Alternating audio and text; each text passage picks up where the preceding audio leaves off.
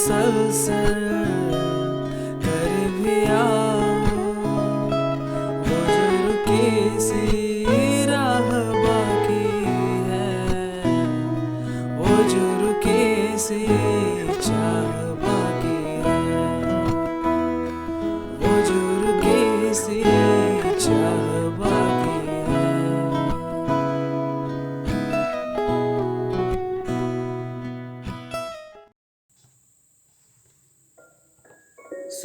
Song का नाम है फिर ले आया दिल, फिल्म का नाम बर्फी, जो आई थी 2012 में।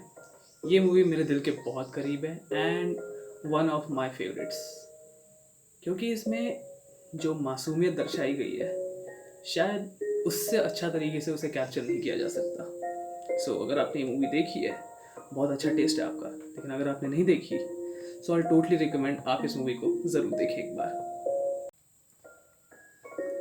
आज की कहानी के लिए मैंने चूज़ किया है इस गाने को, क्योंकि मैं चाहता हूँ कि आप लोग को भी पता चले कि कितना ब्यूटीफुल है इसका पिक्चराइजेशन, किस तरह से इसे समझाया गया है, किस तरह से इस कहानी को बताया गया है आपको। कहानी की शुरुआत के हैं 3 main characters, Ileana D'Cruz, Ranbir Kapoor and Priyanka Chopra. तीनों के मैं कैरेक्टर के नाम बता दूँ। Ileana D'Cruz is Shruti, barfi is Ranbir Kapoor and झिलमिल इज प्रियंका चोपड़ा। खास बात, बर्फी बोल और सुन नहीं सकता। सेम केस है झिलमिल के साथ, वो सुन जरूर सकती है मगर वो बोल नहीं सकती, वो दिमाग से थोड़ी सी स्लो है। और कहानी इन्हीं तीनों कैरेक्टर्स के अराउंड घूमती है।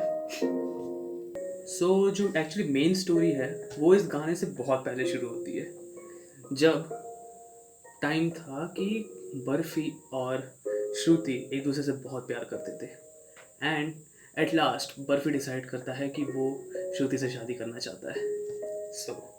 अगले दिन श्रुति के घर बर्फी पहुंच गया अपनी साइकिल पे। अब एक बात बता दी जाए कि बर्फी बिलोंग करता है एक लोअर मिडिल क्लास फैमिली को, उसकी माँ नहीं है एंड उसके पिताजी के साथ वो अकेला रहता है। श्रुति जो है वो एक अपर क्लास को बिलोंग करती है, एक पैसे वाले घरों को बिलोंग करती है एंड इसी के साथ अपना दिल लेकर हमारे बर्फी पहुंच गए श्रुति के घर उसका हाथ मांगने।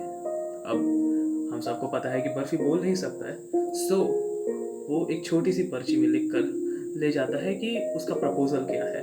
वो श्रुति से शादी करना चाहता था। घर पहुंचते ही, श्रुति के घर पहुंचते ही वो ये चिट निकाल कर, ये पर्ची निकाल कर श्रुति के पिताजी को दे देता है एंड बस इंतज़ार कर रहा होता है कि श्रुति के पिताजी क्या कहेंगे। श्रुति एक कोने में खड़े होकर ये सब देख रही होती है एंड उसे समझ आ जाता है कि उसके पिताजी की आंखों में रिजेक्शन है। श्रुति की माँ पूछती है कि क्या ऐसा क्या लिखा है इसमें, और उस चीज़ को खुलासा ना करते हुए कि बर्फी क्या चाहता है, उसके पिता उसे झूठ बोल देते हैं कि अरे कुछ नहीं, ये तो सिर्फ चंदा मांगने आया है।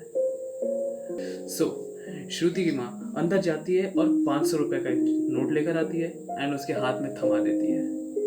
बर्फी को कुछ समझ नहीं आता है कि ये हो क्या रहा है, मैं तो हाथ मांगने आया था श्रुति का, ये पैसे क्यों मिल रहे हैं मुझे। एंड इसी के साथ उसे बाहर भेजने की तैयारी हो ही रही होती है कि तभी बस गेट तक पहुंच ही गया था वो, तभी बर्फी मुड़ के देखता है एंड श्रुति उसे कोने में खड़ी हुई दिखाई देती है। उसकी आंखों में आंसू है और बर्फी बस अपनी एक आखिरी मुस्कान उसे देने ही वाला था कि देखता है कि श्रुति के कंधे पर एक हाथ आया, एक अजनबी सा हाथ जिसे वो नहीं पहचानता था। वो हाथ था रंजीत का, रंजीत जो श्रुति का मंगेतर था, जिसके साथ श्रुति की शादी फिक्स कर दी गई थी। इसी को देखने के बाद, इस सीन को देखने के बाद बर्फी का दिल बहुत बुरी तरीके से टूट जाता है एंड बाहर में आखिरकार जब उसे श्रुति छोड़ने आती है, हाथों में एक छाता पकड़कर, बारिश हो रही है उन वादियों में, मगर एक तूफान जो बर्फी के अंदर से निकला। शायद वो श्रुति के झेलने से बहुत बाहर हो गया था। शायद उसने कई दफ़ा अपने आप को ब्लेम किया कि शायद मैं अधूरा हूँ, इसलिए तुम लोग मुझे नहीं अपना रहे ना, इसलिए तुम्हारे पिताजी नहीं चाहते ना मेरी शादी हो एंड ऑल दैट। ये बातें हुई एंड बर्फी अपना टूटा हुआ दिल लेकर उस शहर से, उस वादियों वाले इलाके से हमेशा के लिए चला गया। अब बर्फी इस शहर को छोड़कर जा चुका है, इस इलाके को छोड़ के जा चुका है अपना टूटा हुआ दिल लेकर। और श्रुति की शादी हो चुकी है रंजीत से। रंजीत भी एक बड़े घराने का लड़का था, बट क्या करें, प्यार तो प्यार होता है। कुछ सालों बाद सीन शिफ्ट होता है कोलकाता में और इसमें झिलमिल की एंट्री भी हो चुकी है, मगर वो बाद में आएगी। कहानी में फ़िलहाल ये है कि बर्फी अब रहता है कोलकाता में, हुगली नदी के पास, और काम करता है एक छोटी सी बर्तन की दुकान पर। आपने देखा होगा कि बर्तन में यूजुअली आपके नाम लिखे जाते हैं अगर आप उसे खरीदने जाते हो तो। बर्फी वही काम करता था। अब एक बरसात की शाम, बर्फी अपने काम में मगन है और उसी दुकान में चांस वाइज, शायद किस्मत इसी को कहते हैं, एंट्री होती है श्रुति की। श्रुति भी वहाँ किसी तरीके से कुछ काम से आई होती है मेरे बर्तन खरीदने, मगर जब बर्फी उसे उस दूसरे कमरे से देखता है तो मानो वो अपने आप को रोक नहीं पाता एंड वो उससे मिलने चला जाता है, like hi and all that, कैसी हो। एंड शायद उस वक्त उतनी बातें ना हो पाई हूँ। दोनों की आंखें दोबारा टकराती है और इस बार श्रुति की आंखों में आंसू होते हैं, मगर खुशी के। बर्फी के चेहरे पे अभी भी वही चुलबुली सी हंसी है जो श्रुति को देखकर हमेशा होती थी। बाहर जोर की बारिश हो रही है एंड तभी एक हॉर्न की आवाज़ आती है। वो हॉर्न बजा रहा था और कोई नहीं, श्रुति का हस्बैंड रंजीत। अब श्रुति को याद आता है कि हाँ, उसे जाना पड़ेगा, मगर वो इस जगह को याद रख लेती है कि वो यहाँ पे बर्फी से मिली थी एंड इसी के साथ बर्फी उसे वापस छोड़ने आता है कि एटलीस्ट कार तक ही सही, बारिश में एक छाता प्रोवाइड करके। और फिर यहाँ से शुरुआत होती है इस खूबसूरत कहानी की। बर्फी से मिलने आती है श्रुति। करीब 2 साल हो चुके हैं उस चीज़ को, उस इंसिडेंट को, एंड तब दोबारा उस इंसान से मिलना जिससे आप प्यार करते हो, आज भी एक स्पेशल मोमेंट है।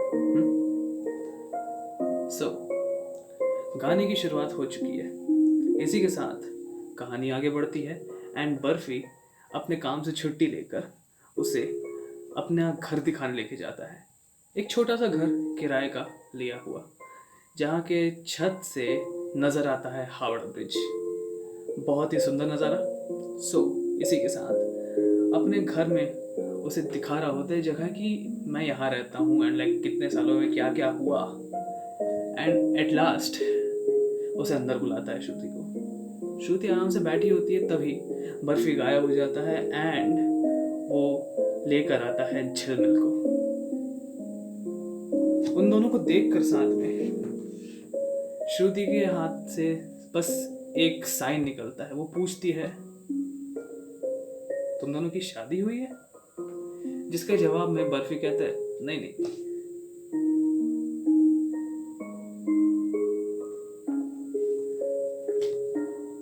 ये साइन देखने के बाद श्रुति की आंखें हल्की सी भर आई, मगर उन्होंने उस टाइम उन आंसुओं को छुपा लिया।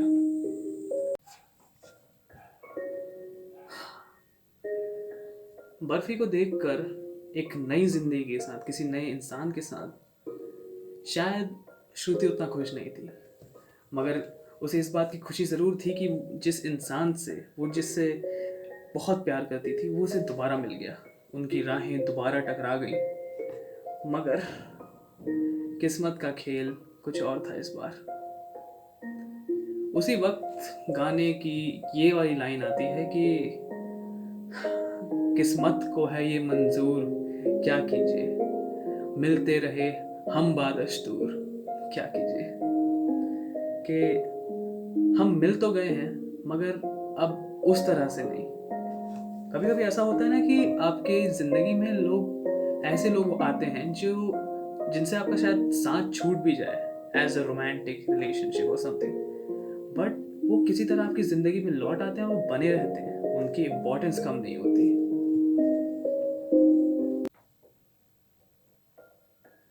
दो अधूरे जो मिले तो बिछड़ने से कोसों दूर थे।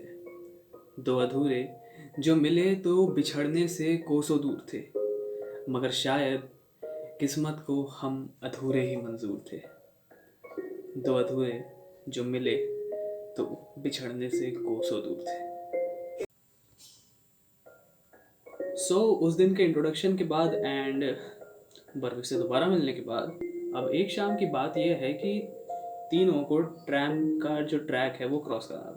ट्रैम्स छोटे रेलवे नेटवर्क्स की तरह होते हैं जो कोलकाता में आज ही मौजूद है, बहुत पुराने टाइम से है वो। बर्फी और श्रुति उसे एक साथ क्रॉस कर जाते हैं, मगर जैसा आप जानते हैं कि झिलमिल जो है वो थोड़ी सी दिमाग से स्लो है, उस टाइम ध्यान नहीं दे पाती एंड ट्रैक्स के एक साइड पर रह जाती है, जिसके कारण वो पैनिक आउट होकर चिल्लाने और रोने लग जाती है क्योंकि उसे बर्फी नजर नहीं आता कहीं पर भी। उसे वापस ले आने के बाद बर्फी उससे माफी मांगता है, लिटरली हाथ जोड़ के कान पकड़ के उठक बैठक करके, एंड इस बार उस भीड़ के थ्रू बर्फी झिलमिल का हाथ पकड़ के चलता है और झिलमिल भी बर्फी की शर्ट पकड़ के चलती है। उसे देखकर मानो श्रुति को भी अपना पुराना वक्त याद आ गया, जब बर्फी और श्रुति दोनों एक साथ साइकिल पे घुमा करते थे उन वादियों में, एंड कितना हसीन होता था सब कुछ। सच कहूँ तो इश्क उसे भी था हमसे, सच कहूँ तो इश्क उसे भी था हमसे, वो दिल तोड़ते तोड़ते भी रिश्ते का लिहाज कर गया। वो दिल तोड़ते तोड़ते भी रिश्ते का लिहाज कर गया। सच कहूँ तो इश्क उसे भी था हमसे।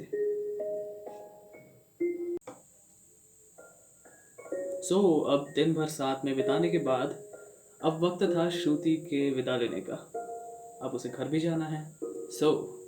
टैक्सी उसके लिए बर्फी के घर के बाहर इंतज़ार कर रही होती है। उसे छोड़ता हुआ देख श्रुति को बुरा ज़रूर लगता है कि उसे दोबारा उस इंसान को छोड़कर जाना पड़ रहा है, लेकिन क्या करें, अब वो शादीशुदा है, she is married. At last जब वो टैक्सी में बैठ रही होती है, वो एक दफ़ा फिर से गाड़ी चलने के बाद वो मुड़ के ज़रूर देखती है, एंड बर्फी उसी एंथुजियाज्म, उसी खुशी, उसी चुलबुलेपन के साथ उसे दूर से ऐसे करके बाय करता है।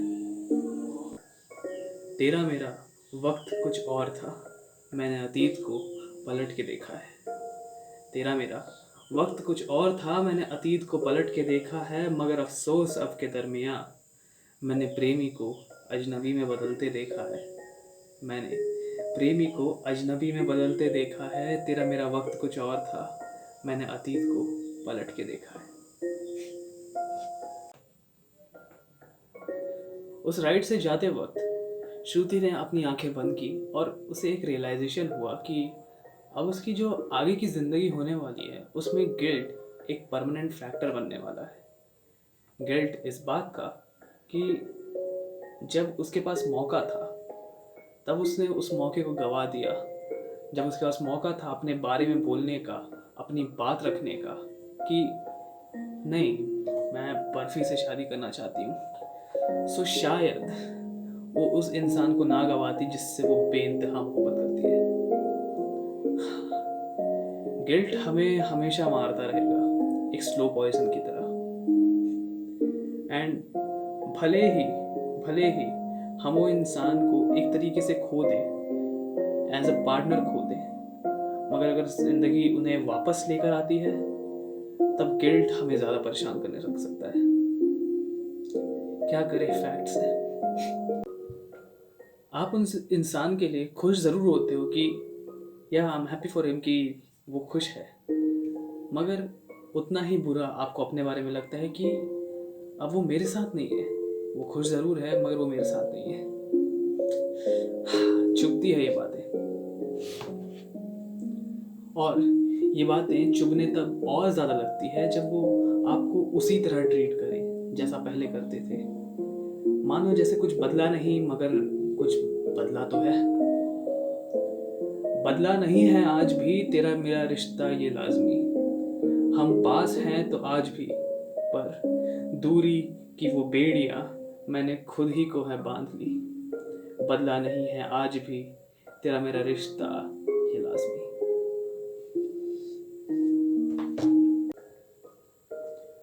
सो मिर्जान, आज का सफ़र यहीं पर समाप्त होता है।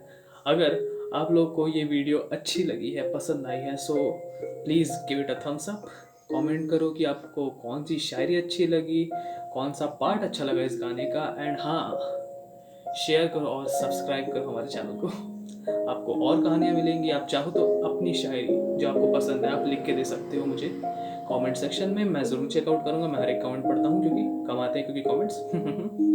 हाँ, सो वीडियो हो चुकी है यहीं पर समाप्त, लेकिन एक लास्ट चीज़, इस गाने से मेरी बहुत सारी यादें जुड़ी हुई हैं, तो मैं इस गाने को गाते हुए इस वीडियो को ख़त्म करूँगा। किस्मत को है ये मंजूर, क्या कीजिए।